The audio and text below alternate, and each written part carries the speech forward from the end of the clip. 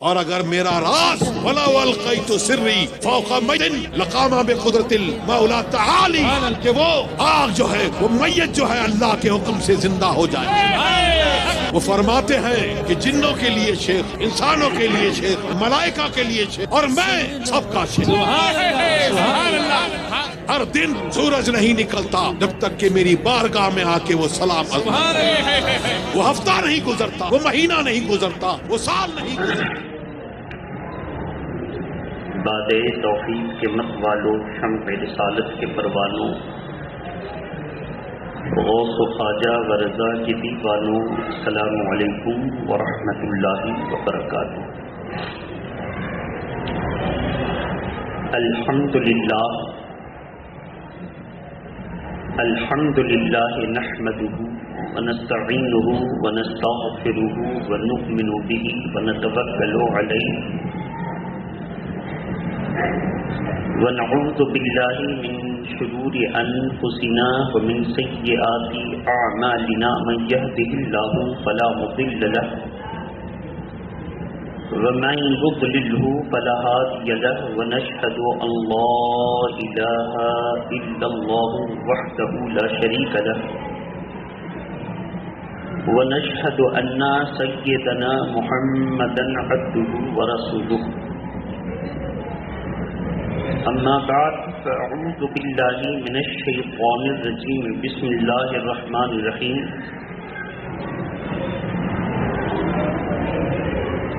یا ایہا الذین آمنوا اتقوا اللہ وکونوا مع الصادقین.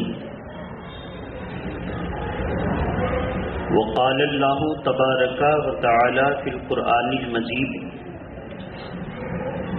واتبع سبیل من اناب الی. صدق اللہ العلی العظیم وبلغنا رسولہ النبی الامین المتین الکریم. واہ کیا مرتبہ اے غوث ہے بالا تیرا، واہ کیا مرتبہ اے غوث ہے بالا تیرا، اونچے اونچوں کے سروں سے قدم اعلیٰ تیرا. سر پھلا کیا کوئی جانے کہ ہے کیسا تیرا، اولیاء ملتے ہیں آنکھیں وہ ہے تلوا تیرا. عزیزان ملت اسلامیہ، آج کی اس محفل محبت میں گزشتہ سے پیوستہ سرکار پیر پیرا میر میرا سیدنا شاہ بادشاہ سلطان عبد القادر محی الدین جیلانی رضی اللہ تعالی عنہ و ارضاہ عنا کی سیرت مبارکہ کے چند گوشے آپ کے سامنے پیش کرنے کی سعادت حاصل کروں گا. سیرت غوث اعظم پر اگر ہم سب یقینی طور پر چل پڑے تو نہ ہمارے ایمان سے ہمیں کوئی ہٹا سکے گا اور نہ ہم سبوں کے اعمال کے اندر کوئی بد مذہبی اور بد اعمالی کی کوئی صورتیں پیدا کر سکے گا. آج سب سے اہم بات یہ ہے کہ اخبارات، رسائل اور وہابیوں اور دیوبندیوں کے جتنے پمفلیٹ اور بینر ہیں ان میں آپ پڑھتے ہوں گے، پڑھیں گے اور پڑھ رہے ہوں گے کہ جب کوئی ان کو قومی اور ملی کام کی ضرورت پڑتی ہے، سماجی کام کی ضرورت پڑتی ہے، تو وہ غیروں کو خوش کرنے کے لیے یہ جملہ ضرور لکھتے ہیں کہ مسلکی اختلافات سے اوپر اٹھ کر آئیں اور ہم لوگ کام کریں. مسلکی اختلافات سے اوپر اٹھیں اور آئیں ہم لوگ کام کریں. عوام الناس کے ذہن میں یہ بات ڈالنے کی کوشش کرتے ہیں کہ مسلمان مسلکی اختلافات میں الجھ کر کے سماجی، اخلاقی، دینی کام نہیں کر رہا ہے. سطحی ذہن کے لوگ جو گہرائی تک نہیں پڑھتے، نہیں سمجھتے، علماء حقہ کی تقاریر کو نہیں سنتے، آتے تو ہیں، آپ جمعہ کا اندازہ کریں، جو آپ میرے سامنے بیٹھے ہیں یہی آپ گفتگو سن رہے ہیں، اس میں سے بھی بعض ادھر ادھر توجہ رکھتے ہیں، بعض نماز پڑھنے لگتے ہیں، ایسا لگتا ہے ان کے پاس بہت زیادہ علم ہے، ان کو علم کی ضرورت نہیں، اور جب ان کے کوئی پسند کا مقرر آتا ہے تو آرام سے بیٹھتے ہیں، سکون کے ساتھ سنتے ہیں، گویا کہ ان کو اللہ اس کے رسول کی بات سے محبت نہیں ہے، پسند کے مقرر سے محبت ہے۔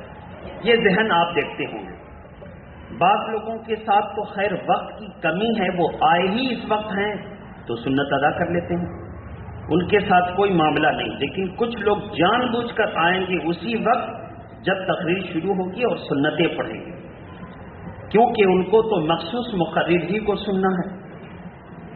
ہم نہ مقرر ہیں نہ واعظ ہیں، اپنی ذمہ داری کو نبھا رہے ہیں، چونکہ یہ ذمہ داری اللہ تبارک تعالیٰ نے میرے مقدر میں عطا فرمائی ہے، جو آپ کے ہاتھوں سے ہمیں ملی ہے، تو ہماری پوری کوشش ہے کہ ہم اپنی ذمہ داری کو ڈھنگ سے نبھائیں، کہ قیامت کے دن آپ بھی گواہ رہیں کہ ہم نے صحیح اپنا حق ادا کیا، اور اللہ بھی گواہ رہے کہ جو ذمہ داری ملی تھی اس سے صحیح عہدہ برآں ہوا۔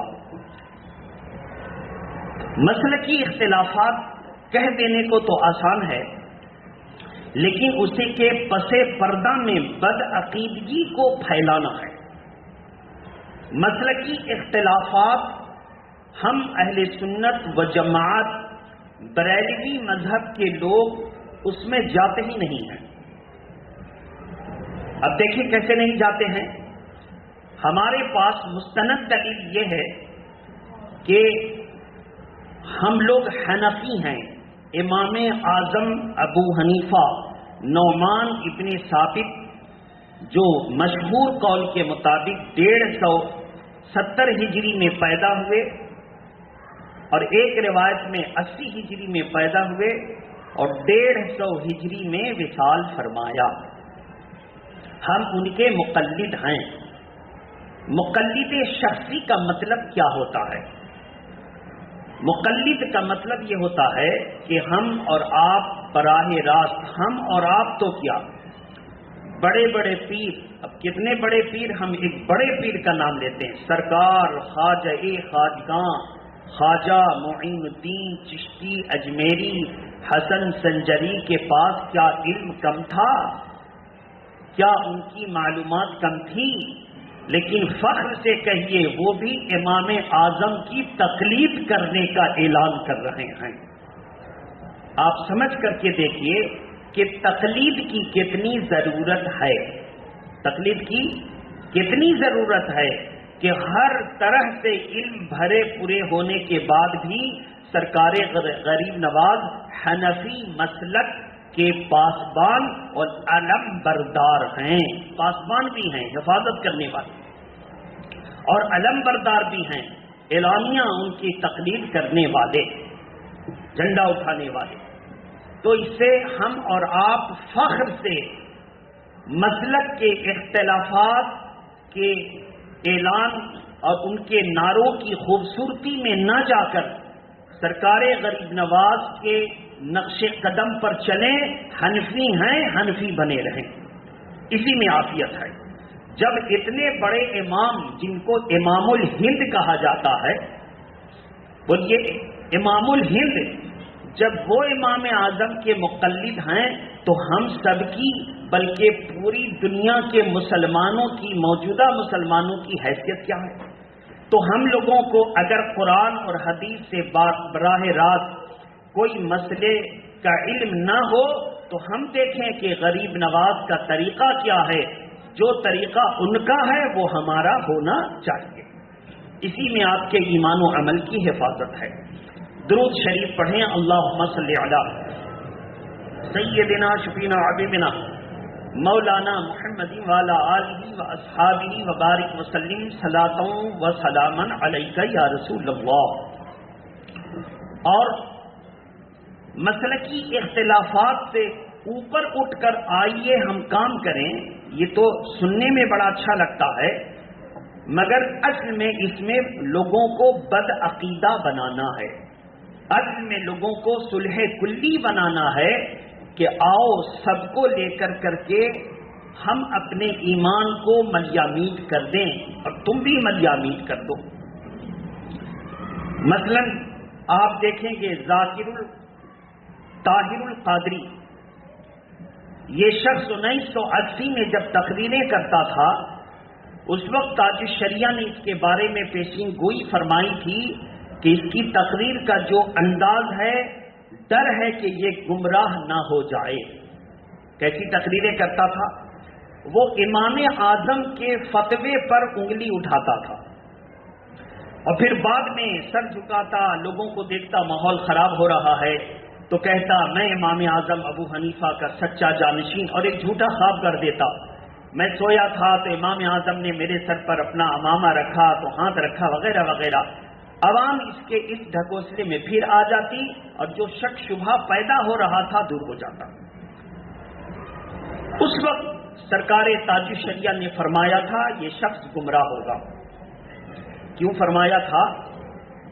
امام اعظم ابو حنیفہ کوئی ہم لوگوں کے بنانے سے امام نہیں بنے، اس وقت کے ایک عظیم اللہ کے ولی امام اعظم ابو حنیفہ کے مذہب اور ان کے نکالے ہوئے فتاوے کے تعلق سے ان کے دل میں ذرا شبہ رہتا کہ قرآن کے مطابق ہے یا نہیں ہے،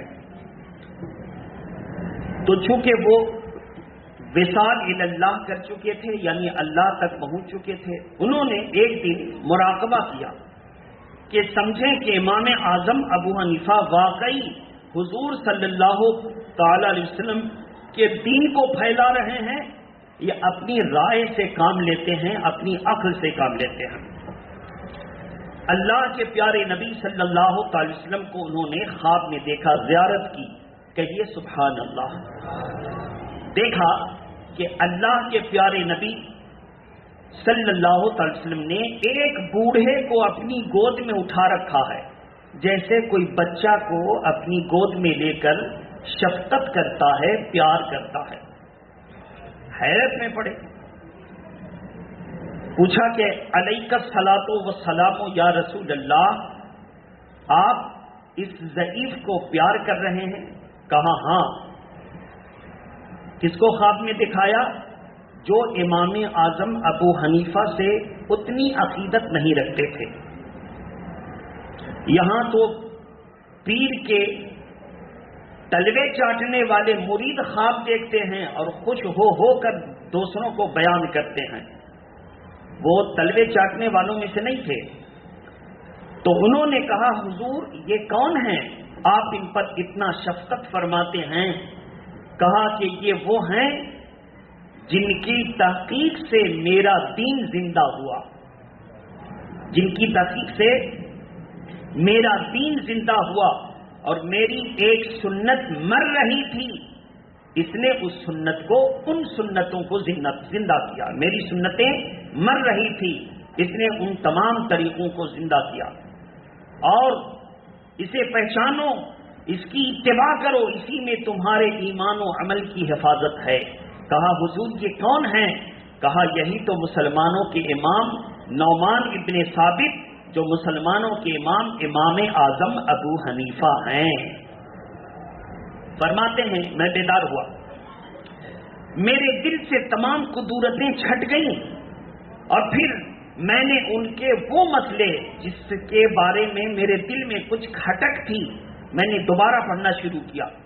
جب دوبارہ پڑھا تو اللہ کے پیارے نبی کا یہ کرم مجھ پر ہوا کہ وہ سارے مسئلے جب حضور کی عقیدت میں دوبارہ پڑھے تو قرآن کے مطابق معلوم ہونے لگے، قرآن کے مطابق معلوم ہونے لگے۔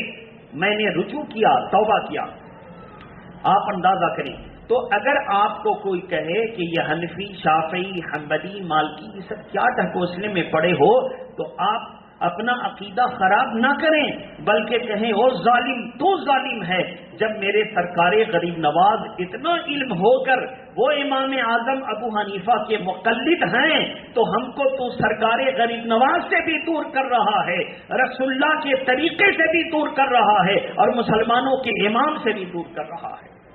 یہ آپ کا جواب ہونا چاہیے۔ امام اعظم ابو حنیفہ نے اپنے زمانے میں ایک کتاب ان کے نام سے مشہور ہے کہ ان کی تصنیف ہے، نام ہے غنیت الطالبین۔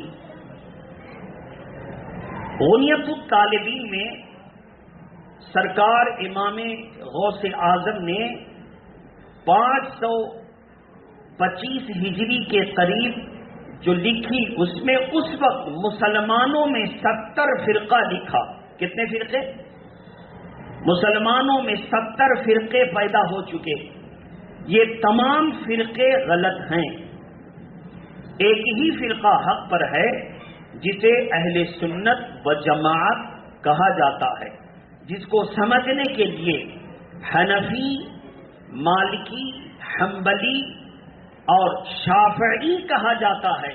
گویا کہ حضور کی جماعت اہل سنت، اور یہ اہل سنت و جماعت 4 اسکولوں میں موجود ہیں، بٹے ہوئے نہیں، 4 اسکولوں میں موجود ہیں، اور یہ چاروں اسکول کا نظریہ اہل سنت کے مطابق ہے، جن کی پہچان کے لیے حنفی، شافعی، حنبلی اور مالکی کہا جاتا ہے۔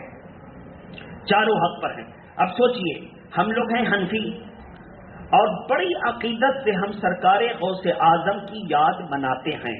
سرکار غوث اعظم کون ہے؟ حنبلی۔ اب اگر مسلک کا اختلاف ہم رکھتے تو حنفی ہو کر حنبلی امام کی یاد مناتے؟ زور سے بولیے۔ حنفی ہو کر حنبلی امام کی یاد مناتے؟ نہیں مناتے۔ تو وہابیوں اور دیوبندیوں کے اس لٹریچر کی تقلید کیجئے، اس کو غلط کیجئے، اور کہیے او ظالم، حنفی اور حنبلی اس اختلاف میں ہم نہیں پڑھتے، تو اس اختلاف کا بہانہ بنا کر ہم لوگوں کو صلح کلی بنانا چاہتا ہے، اور حنفی شافی اختلاف کا ہائی اولا دکھا کر کے ہمارے عقائد کو خراب کرنا چاہتا ہے۔ اور اگر جب اس اختلاف کے وسوسے میں آپ آ جائیں گے تو آپ کو کیا بنا دے گا؟ وہ غیر مقلد، کسی امام کی تقلید آپ کو نہیں کرنی، ڈائریکٹ براہ راست قرآن اور حدیث پر عمل کرنا ہے۔ کس پر عمل کرنا ہے؟ قرآن اور حدیث پر۔ ایک میرے استاد گرامی ایک غیر مقلد عالم سے گفتگو ہوئی، تو غیر مقلد عالم نے کہا تقلید کی کیا ضرورت ہے؟ تقلید کی؟ تو استاد گرامی نے کہا تقلید کی ضرورت یہ ہے کہ اگر اس پر عمل نہ کرو تو حرام کھا لو۔ کیا کر لو؟ حرام کھا لو۔ ان کا کیسے حرام کھا لیں؟ ذرا توجہ سے سنیں بابو، پنکھا بند کر سنو، ابھی نہیں، 1 منٹ تک درود شریف پڑھیں۔ اللہم صلی علی سیدنا سیدنا حبیبنا مولانا محمد والی واصحابی وبارک وسلم صلاۃ و سلام علیکہ یا رسول۔ بہت ٹھنڈے دل دماغ سے سمجھیے اس کو۔ فرمایا کہ اگر ہم تقلید نہ کریں، غیر مقلد ہوں، تو حرام کیسے کھا لیں؟ توجہ سے سنیے۔ فرمایا یہ بحث کوئی نئی نہیں ہے، تاج الشریعہ نے یہی بحث فرما کر تمام غیر مقلدوں کے منہ میں ذلت و رسوائی ڈال دی ہے۔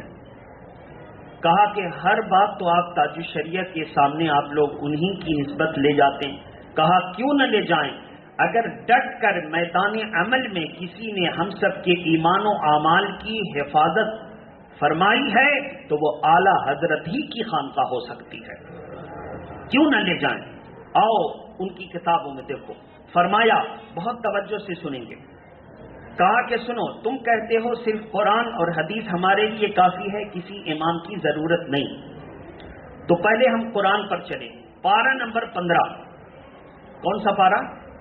پارہ نمبر 15 میں اللہ تبارک تعالیٰ نے ارشاد فرمایا یوم ندعو کل اناس بامامہم.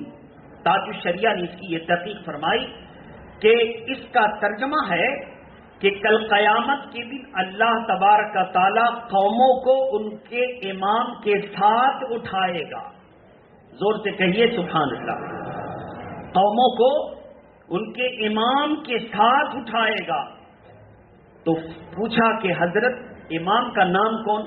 محلے کے مسجد کے امام کہ کون امام؟ فرمایا اللہ فرمائے گا او حنفی آجا، او شافعی آجا، او مالکی آجا، او حنبلی آجا. تو یہ چار جھنڈے لے کر امام اعظم بھی آگے بڑھیں گے، امام شافعی بھی آگے بڑھیں گے، امام مالک بھی آگے بڑھیں گے، امام احمد بھی آگے بڑھیں گے. یہ چاروں حق پر ہوں گے. چاروں جماعت میں اللہ کے بڑے بڑے ولی موجود ہوں گے. ایک طرف غوث اعظم حنبلی جھنڈا لے کر ہوں گے تو خواجہ غریب نواز حنفی جھنڈا لے کر ہوں گے، اور چاروں میدان محشر میں آئیں گے. چاروں میدان محشر میں آئیں گے. آپ سب چھوڑیں، آج کی سعودیہ اور نجدی حکومت کو غلط کریں. 1921 اور اس سے پہلے کی حجاز مقدس کی زمین کی تاریخ معلوم کریں. کب سے؟ 1921 1933 میں یہ ظالم حکومت آئی. کون؟ سعودی حکومت، جس نے حجاز مقدس کا نام بدل کر عرب شریف کا نام بدل کر کیا رکھا؟ سعودی عرب. اپنے بادشاہ کا نام سعود اس کے ساتھ ملایا عرب. تو سعودی عرب بننے سے پہلے جو حجاز مقدس اور عرب شریف تھا، جس کو عرب مقدس کہتے تھے، اس عرب کی بات کیجیے. جو لوگ پرانے ہیں وہ جانتے ہیں، نہیں جانتے ہیں تو تاریخ نجد و حجاز پڑھیں. کون سی کتاب؟ تاریخ نجد و حجاز. ان نجدیوں کی تاریخ اور حجاز مقدس کی پوری کیفیت اس میں لکھی ہے، اس کو پڑھیں. اس میں 1921 سے قبل کی آپ بات دیکھیں تو 4 مسلح بچتے تھے. مکہ شریف میں کتنے مسلح؟ یہ کعبہ معظمہ، ایک طرف حنفی، ایک طرف شافعی، ایک طرف مالکی، ایک طرف حنبلی. 4 مسلح بچتے تھے اور چاروں امام اپنے اپنے مذہب کے مستحب وقت کے مطابق آ کر امامت کرتے تھے، اور چاروں مقلدین اپنے اپنے امام کے پیچھے نمازیں پڑھتے. کوئی اختلاف نہ تھا، کوئی اختلاف. 1921 اور اس سے قبل کی بات آپ جا کے معلوم کیجئے. کسی پرانے حاجی سے پوچھئے، پرانے علماء سے پوچھئے. 4 مسلح بچتے تھے. تو انگریزوں کے زیر اثر سعودی نجدی حکومت آنے سے پہلے بھی ان 4 کی توتی بولتی تھی وہاں جہاں سے اسلام نکلا. زور سے بولیے، جہاں سے. آج 1921 یعنی 33 کے بعد، 1921 سے گڑبڑی شروع ہو گئی. 33 کے بعد یہ جب اس پر جم بیٹھے تو آج آپ کو کہتے ہیں تم لوگ نہ یہاں سلام پڑھتے ہو، سعودی عرب میں کوئی نہیں پڑھتا ہے. تم لوگ نہ یہاں فاتحہ کرتے ہو، سعودی عرب میں کوئی نہیں کرتا ہے. تم لوگ نہ یہاں پر جو ہے شیرنی سامنے رکھتے ہو، میلاد سعودی عرب میں نہیں ہوتی. تو اس کا جواب یہ ہے کہ سعودی نجدی حکومت میں کوئی یہ کام نہیں کرتا، لیکن عوام کل بھی کرتی تھی اور آج بھی کرتی ہے. اور آج کی سعودی عرب کی باتوں کو نہ دکھاؤ. 1921 سے پہلے عرب شریف کو دیکھو، پتا چلا انگریز کے آنے سے پہلے ہندوستان میں بھی ایک ہی مذہب تھا، اور انگریز کے آنے سے پہلے عرب شریف میں بھی ایک ہی مذہب تھا جس کا نام تھا اہل سنت. اہل سنت کے 4 شعبے تھے. ایک شعبہ اہل سنت کا حنفی کہلاتا تھا، ایک شعبہ اہل سنت کا مالکی کہلاتا تھا، ایک شعبہ اہل سنت کا حنبلی کہلاتا تھا، ایک شعبہ اہل سنت کا شافعی کہلاتا تھا. یہ اللہ کے پیارے نبی کے دین کے 4 کھمبے تھے، اور چاروں کھمبوں کا مضبوط ہونا دین کی مضبوطی کے لیے لازم و ضروری ہے. چاروں کھمبے کا مضبوط ہونا دین کی عمارت کی مضبوطی کے لیے لازم و ضروری ہے. یہ 4 کھمبے تھے. اب ہلکی سی تاریخی جھلک میں نے آپ کو دے دی. اپنے ذہن کا خلجان دور کریں، ذہن کی قدرت کو صاف کریں اور فخر سے کہیں ہم حنفی ہیں، ہم کو اس پر ناز ہے۔ اب حنفی میں پھر مسلک اعلیٰ حضرت کہاں سے آ گیا؟ مسلک اعلیٰ حضرت اس لیے آیا کہ اب دو عالم دونوں لڑ رہے ہیں۔ آج تو جاہل لڑ رہا ہے، آج عالم سے جاہل لڑ رہا ہے۔ عوام نے جس کو ذمہ داری دی، عالم سمجھ کر ذمہ داری دی یا جاہل سمجھ کر؟ یہ ہزاروں آدمی نے جس کو ذمہ داری دی ہے، عالم سمجھ کر یا جاہل سمجھ کر؟ تو اتنے ہزاروں آدمی کے علم پر وہ اپنے آپ کو جاہل ثابت کر رہا ہے کہ نہیں؟ بہرحال تو کل کے دو علماء لڑے، ایک شاہ ولی اللہ عالم اور ایک دوسری دنیا کے عالم۔ شاہ ولی اللہ کے عالم میں دیوبندی پیدا ہوئے۔ کون پیدا ہوئے؟ دیوبندی، ان کی جماعت میں۔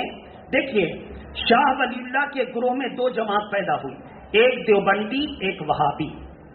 ایک دیوبندی، وہابی جس نے تقلید کا انکار کر دیا، دیوبندی جس نے تقلید تو کیا مگر گستاخی میں دونوں برابر۔